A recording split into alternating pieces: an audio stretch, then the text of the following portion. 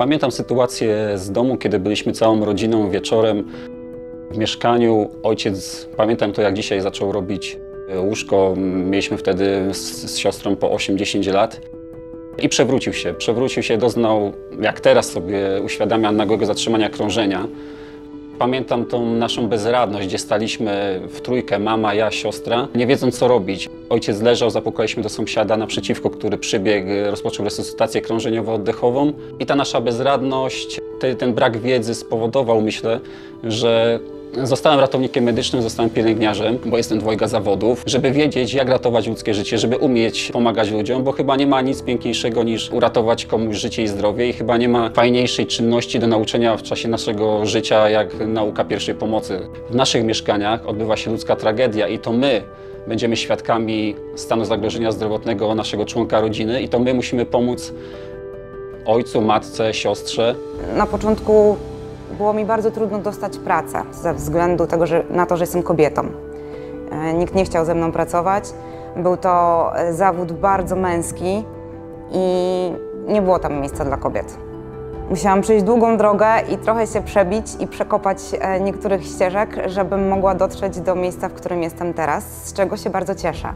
Jako kobieta ratownik często spotykam się ze zdziwieniem ludzi, zwłaszcza na oddziałach kobieta ratownik. Tak, można. Ze strony kolegów z ratownictwa my kobiety mamy ogromne wsparcie, za co chcemy im bardzo podziękować z tego miejsca. Jesteście wspaniali. Często wyręczają nas z tych cięższych prac, nie pozwalają dźwigać, to jest po prostu wspaniałe.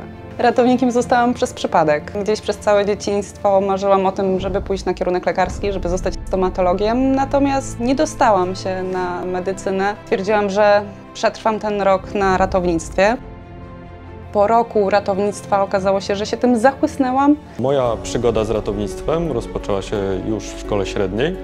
Wtedy startowałem w zawodach pierwszej pomocy, więc przy wyborze studiów automatycznie skierowałem się na ratownictwo medyczne.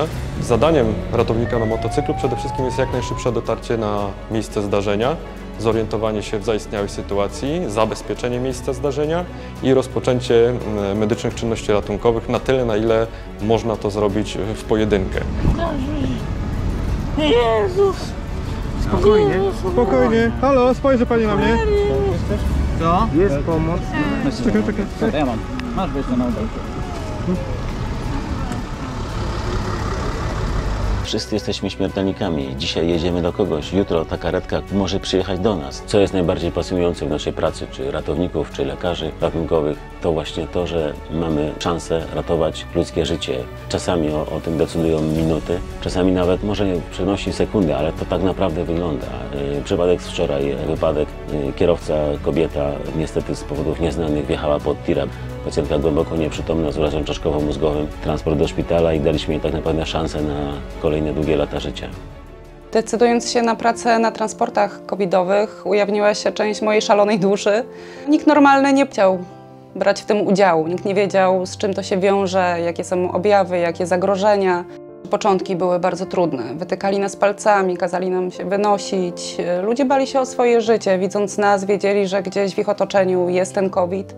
Zaczęli panikować. Uczyliśmy się wszystkiego od początku, łącznie z tym, jak się ubierać, jak zachować środki ostrożności, jak postępować z takimi pacjentami. Dla tych pacjentów to też było coś zupełnie abstrakcyjnego. Dzisiaj to wszystko jest bardziej usystematyzowane, jest prostsze, natomiast początki były bardzo trudne. Przychodziliśmy na 7, kończyliśmy o 7 bądź później, często bez żadnej przerwy. Posiłki były jedzone gdzieś na szybko, na stacji, szybki jakiś batonik. Tak wyglądało nasze życie. Od ponad 20 lat jestem już ratownikiem medycznym, ale w ostatnim czasie, w ostatnich kilku latach przyglądam się agresji w ratownictwie medycznym. Jest to problem współczesnego ratownictwa medycznego. My, niosąc pomoc, praktycznie każdego dnia spotykamy się z aktami agresji. Ratownik medyczny, lekarz, pielęgniarka zostaje znieważana, zniesławiana. Medycy są szarpani, uderzani, ale są też sytuacje, gdzie celuje się do nas z broni palnej, gazowej, ASG, atakuje się nas nożami, więc sytuacje są bardzo trudne. Jest to problem współczesnego ratownictwa medycznego. Oczywiście można powiedzieć, że ta agresja jest spowodowana w 90% alkoholem i środkami psychoaktywnymi, ale czasami są te akty agresji po prostu, bo są świadkowie zdarzenia dla samej zabawy, samego fanu, atakują medyków, obrzucają ambulanse przedmiotami, uszkadzają je. Dzięki mojej inicjatywie zawiązaliśmy współpracę i porozumienia z Komendą Wojewódzką Policji w Bydgoszczy i ze służbą więzienną Bydgoszcz-Fordon. Funkcjonariusze, instruktorzy z tych służb uczą nas samoobrony, przymusu bezpośredniego, jak zabezpieczyć broń. Ratownik medyczny, pielęgniarka czy lekarz mają uciec z miejsca, gdzie jest niebezpiecznie. Nie wyobrażam sobie bicie z pacjentem, wejść w jakiś kontakt fizyczny, ale takie sytuacje się zdarzają, że nie mamy wyjścia i musimy użyć tego przymusu bezpośredniego. Musimy umieć jakieś chwyty z samoobrony, żebyśmy mogli uwolnić się z tych chwytów, uwolnić się od napastnika i uciec. Tak naprawdę jak zamykają się za nami drzwi, nigdy nie wiemy, co się wydarzy w danym mieszkaniu. Wchodzimy do miejsc pustostanu, gdzie są osoby bezdomne, wchodzimy do dyskotek, gdzie są imprezy, gdzie są osoby po spożyciu alkoholu, po środkach psychoaktywnych. Nigdy nie wiemy, co się wydarzy na danej wizycie, więc od jakiegoś czasu ratownicy medyczni, czy w ogóle personel zespołu ratownictwa medycznego sam kupuje i wyposaża w gaz pieprzowy. I uratował ten gaz niejednego medyka, już patrząc na historię właśnie tej agresji w ratownictwie medycznym. Opuść tą rękę. Opuść tą rękę, przodem. Co może? Wiesz co możemy zrobić? Co możemy zrobić? Zbierać dzień się odpuszczacie. Usiądź tam pod ścianą. Że co? Ty z nim powiedziałeś? Mamy dziś kolejny dyżur. W tej chwili właśnie odpoczywamy po transporcie pacjenta covidowego.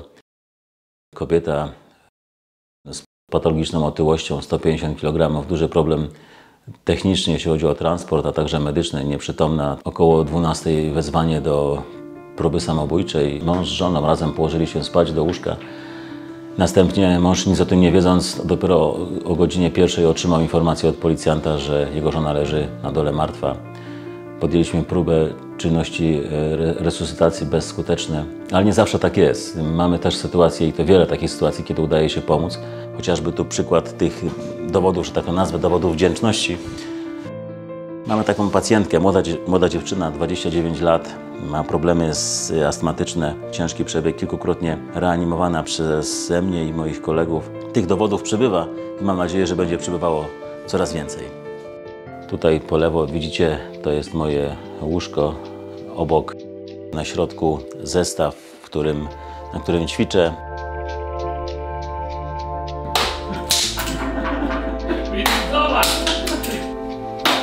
Dobry ruch. Zobacz.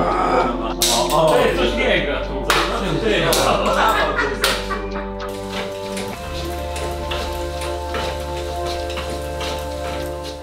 Zawód ratownika medycznego wybrałam z wielu względów. Tak naprawdę nie wiem, które względy będą ważniejsze.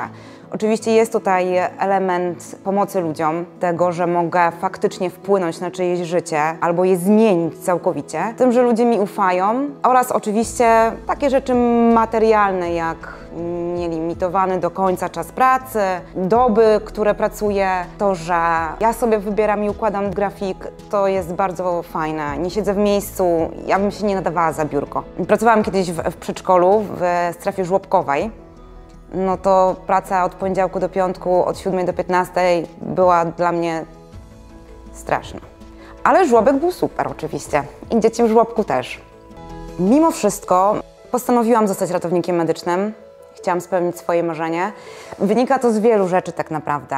Trochę tutaj będzie udziału oczywiście mojej mamy, która była bardzo silną kobietą, jest bardzo silną kobietą i nauczyła mnie, że wszystko w życiu jest możliwe, tylko trzeba się postarać.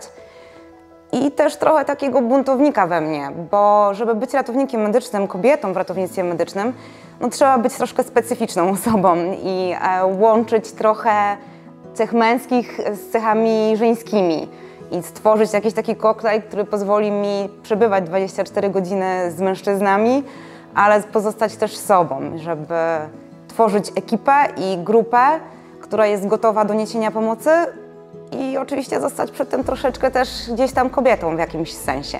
Specyfika pracy na motocyklu jest zupełnie inna niż w typowym zespole ratownictwa medycznego, dlatego że zazwyczaj wszędzie jest się pierwszym, wszędzie jest się samemu, jest się zdanym tylko i wyłącznie na siebie i na swoje umiejętności. Dlatego praca jest znacznie bardziej stresująca, bo trzeba jeszcze trafić na miejsce zdarzenia w możliwie jak najszybszy sposób i najbezpieczniejszy dla ratownika.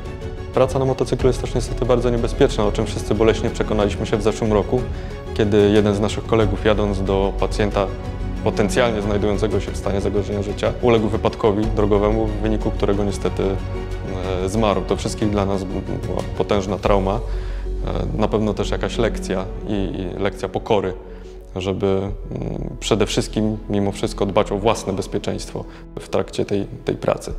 Nasz motocykl ratunkowy wyposażony jest tak samo jak typowy ambulans. Ma manualny defibrylator, ma butlę z tlenem, ma cały zestaw leków przewidzianych w ustawie dla ratownika medycznego. Poza tym zestawy do zaopatrywania ran, zestawy oparzeniowe, nawet zestaw porodowy. Główną zaletą motocykla ratunkowego jest jego mobilność. Nie dość, że porusza się znacznie szybciej niż typowy ambulans, to jest w stanie wjechać w takie miejsca, w które typową karetką się nie zmieścimy. Zdarzają się przypadki, kiedy dochodzi do stanów nagłego zagrożenia zdrowotnego, na przykład w lesie, w miejscach takich, do których karetka nie ma dostępu, a motocykl jest w stanie tam dotrzeć, żeby zabezpieczyć pacjenta, podjąć podstawowe czynności ratujące życie i dać ten czas na dotarcie typowego ambulansu. Jednym z takich przypadków, gdzie ta mobilność motocykla była wyjątkowo przydatna, była sytuacja, w której zostałem wezwany do mężczyzny, u którego prawdopodobnie doszło do zatrzymania krążenia. Miejsce wezwania było bardzo niedostępne. Był to teren ogródków działkowych, gdzie żaden samochód nie byłby w stanie się dostać, ponieważ miejsce znajdowało się na skarpie, ale na szczęście motocyklem udało się wjechać praktycznie do samego pacjenta i tam dzięki wyposażeniu, które miałem ze sobą, mogłem rozpocząć wraz ze świadkami zdarzenia medyczne czynności ratunkowe i udało się przywrócić akcję serca pacjenta i przekazać go do typowego już ambulansu pod opiekę ratowników, którzy przewieźli pacjenta do szpitalnego oddziału ratunkowego. Chciałbym też zaapelować do wszystkich kierowców, żeby zachowali szczególną ostrożność na drogach, ponieważ motocykl ratunkowy może pojawić się znikąd. Jest znacznie szybszy, jest znacznie mniejszy od typowego ambulansu. Trzeba być wyjątkowo ostrożnym. Jeżeli usłyszycie Państwo sygnały ambulansu, starajcie się zachowywać w sposób jak najbardziej przewidywalny. Sygnalizujcie swoje manewry i przede wszystkim zachowajcie spokój. Kierowca motocykla ratunkowego czy ambulansu sam Was ominie, ale zachowujcie się w taki sposób, żeby wiedział, czego może się po Was spodziewać. Pamiętam w swojej historii sytuację, w której osoba wzywająca podała, że młoda kobieta, bardzo silne bóle brzucha, 35 minut do lotu. Proszę sobie wyobrazić, że na miejscu okazało się, że to były bóle miesiączkowe, które wymagały zaopatrzenia w aptece w postaci tabletek pyralginy przeciwbólowych. To nie jest tak, że zawsze udaje nam się zakończyć wszystko sukcesem. Dosyć często tą walkę przegrywamy. Przegrywamy dlatego, że obrażenia są na tyle duże, że nie jesteśmy w stanie, pomimo podjęcia szeregu czynności, pomimo czasami nawet heroicznej walki. Przykład sprzed około 2 miesięcy, 19-latek po otrzymaniu prawa jazdy pod Unisławem wiózł mamę, ślisko, deszcz, zderzenie z drzewem. Pomimo prawie godzinnej heroicznej reanimacji nie udało się tego pacjenta nam uratować. Odszedł, nie miał szans tak naprawdę.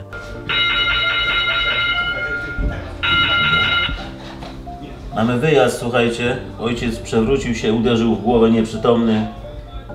Nie wiedzą, czy oddycha, nie ma kwarantanny.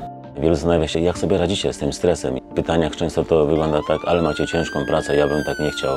Boże, wiecznie widzicie tą krew, śmierć. Doszedłem do wniosku, że o ile na początku, owszem, bardziej to mnie dotykało, w tej chwili potrafię sobie z tym radzić. Bezpośrednio przychodzę na tym do porządku dziennego. Jednakże na poziomie powrotu często, czy to będzie śmigłowiec, czy to będzie ambulans, rozmawiamy o tym przypadku. Jak można coś poprawić na przyszłość. Myślę, że to jest jedna z form walczenia sobie z tym stresem, dlatego że potem wracamy i zostajemy sobie sami. My musimy sobie z tym poradzić.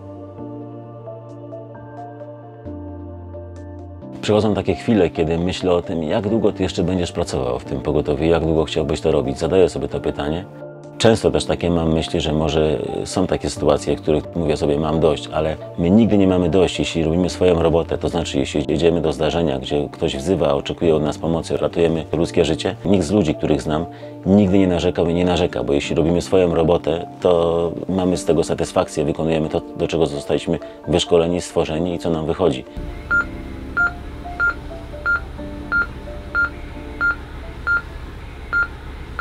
Stres w pracy ratownika towarzyszy codziennie.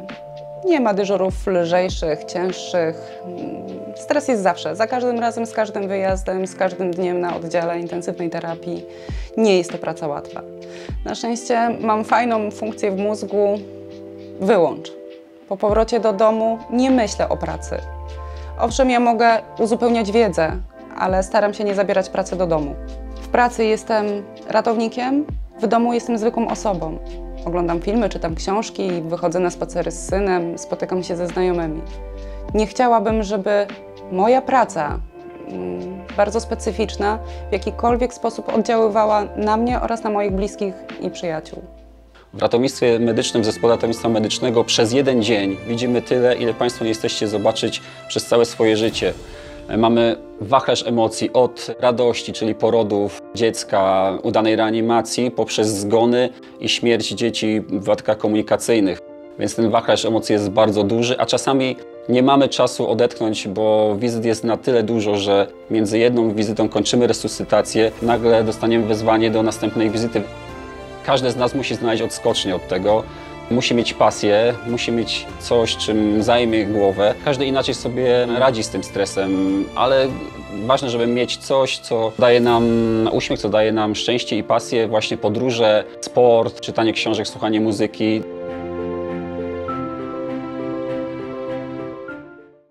Pamiętam takie wezwanie do pobliskiego miasta. Żona wzywa, że mąż nie żyje. Znalazła go leżącego na ziemi. Pojechaliśmy oczywiście w kodzie pierwszym, pędziliśmy tam, ponieważ to jest wezwanie do nagłego zatrzymania krążenia. W momencie, w którym trafiliśmy już pod daną gospodę, przed domem czekała starsza kobieta i powiedziała do nas, że ja przepraszam, że was wzywałam, ale tak naprawdę to już mąż odszedł. No ale stwierdziliśmy, że skoro jesteśmy na miejscu, no to oczywiście, że trzeba wejść i sprawdzić dokładnie sytuację, jaka się tam odbyła. Gdy weszliśmy do domu, faktycznie mąż leżał na podłodze, ręce miał złożone, obwinięte różańcem, świeczki stały obok niego. No i ta kobieta tak już robiła pożegnanie. No ale tak patrzymy na niego, że on nie wygląda nam na osobę, która miała nagłe zatrzymanie krążenia, na dodatek klatka piersiowa się unosi. Więc coś tu jest na rzeczy. Zmierzyliśmy poziom cukru, poziom glikemii i okazało się, że po prostu pacjent zasnął z powodu hipoglikemii, czyli niedocukrzenia organizmu. Po podaży glukozy dożylnie obudził się. Byliśmy jak anioły, które wskrzesiły pacjenta. A najlepsza była reakcja tej kobiety, bo wzięła te świeczki i aha, no dobra, to co, herbatka? Ubieranie się w karetce wcale nie jest takie proste, jak mogłoby się wydawać. Często pacjenci poganiają nas, dlaczego tak długo. Za chwilę zobaczycie sami, jak to wygląda. My po ponad roku pandemii mamy już swoje sposoby na ubieranie się i idzie nam to całkiem szybko. Do każdego wyjazdu jesteśmy zaopatrzeni w zestaw odzieży ochronnej, który składa się z kombinezonu ochronnego, z rękawiczek, z butów, z maski ochronnej oraz z gogli i przyłbicy. A więc zaczynamy challenge. Kto pierwszy, ten lepszy.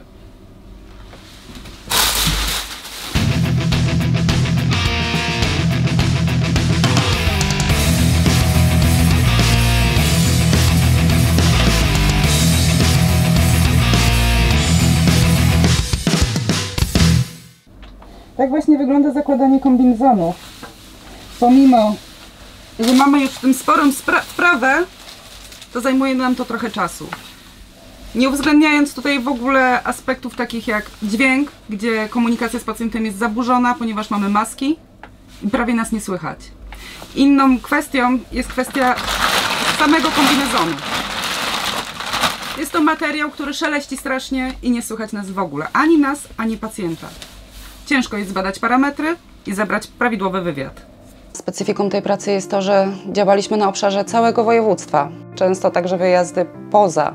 Bywało tak, że podczas jednego dyżuru transportowaliśmy 10, 11, nawet 16 pacjentów. W momentach, kiedy była duża zachorowalność, my byliśmy odłączeni od wszystkiego, od znajomych, od rodziny. Naszym życiem była praca. Z pracy wracaliśmy do domu, odpoczywaliśmy i jechaliśmy z powrotem do pracy. Ogromnym zagrożeniem byli ludzie, którzy twierdzili, że COVID-a nie ma. COVID jest. I przyznam szczerze, powtarzam to wszystkim moim znajomym, którzy gdzieś próbowali mi sugerować, że jesteśmy mafią, że COVID jest tylko dla pieniędzy. To nie jest tak. Kiedy byłam na dyżurach, moje życie toczyło się tylko wokół choroby, wokół transportów. Ja to widziałam.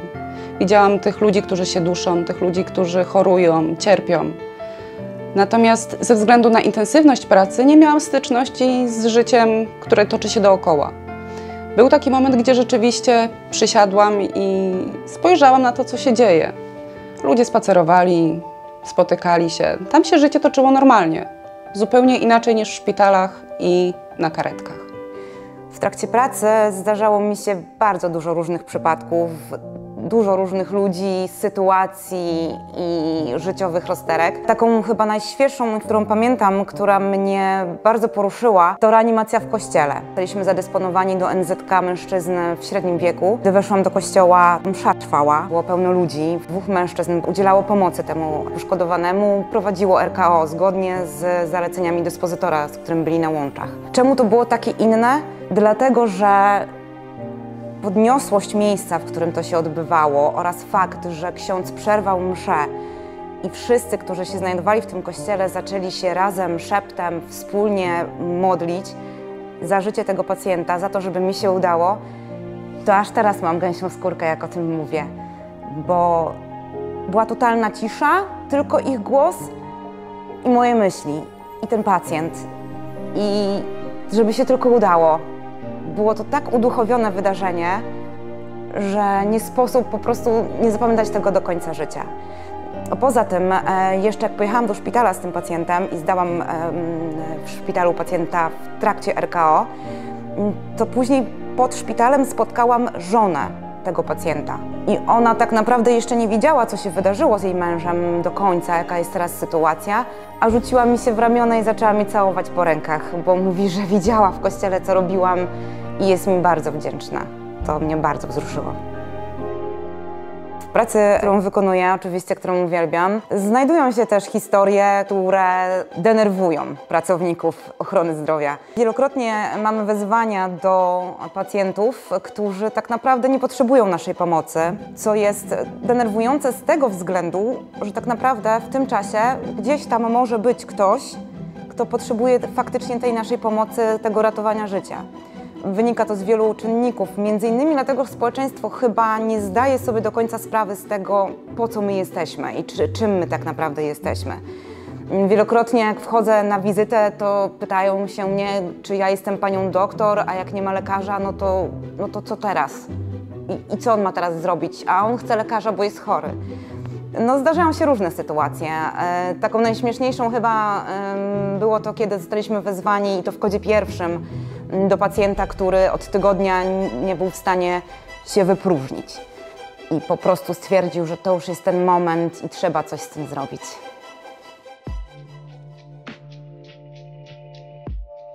Przepraszam. Spójrz na rękę 2 piwa. i nalewkę. I lewka. Dorysujcie go. Nie mówić nic. Dziękuję. Na razie nic nie mówić. Nie bijcie mnie, proszę. Nie Kto bij. pana bije? Co jest? Dobrze jest? Dobrze jest. Poza tą wątrobą jest dobrze. Zielona wydroba. No, to można to tak nazwać. Aha.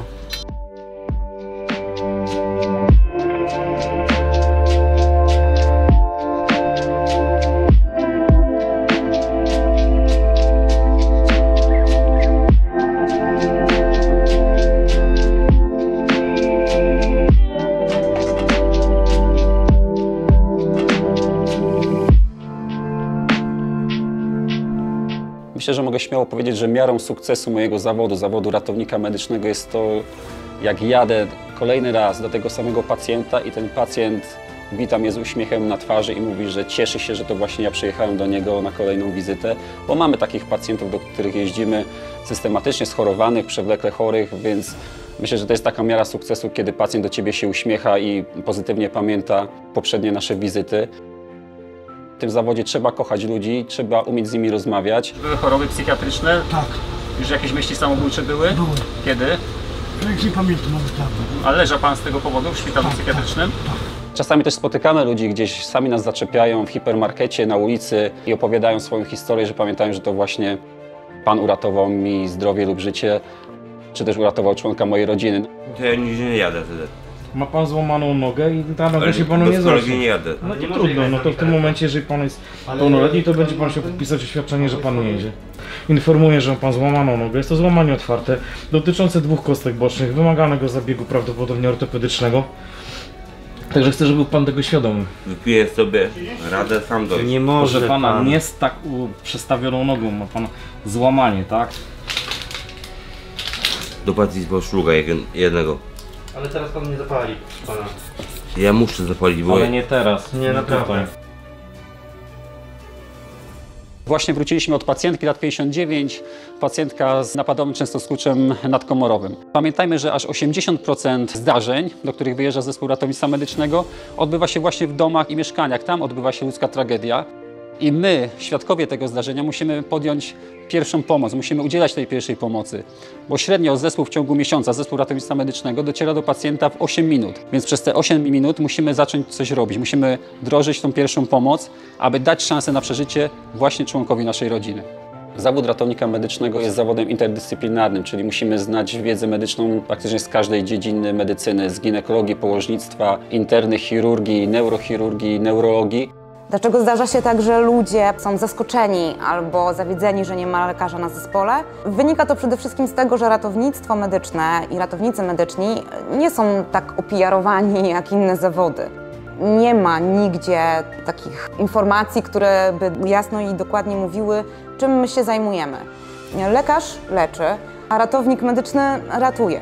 My jesteśmy potrzebni tu i teraz w sytuacji nagłego zagrożenia życia, kiedy się naprawdę dzieje coś strasznego i pilnego.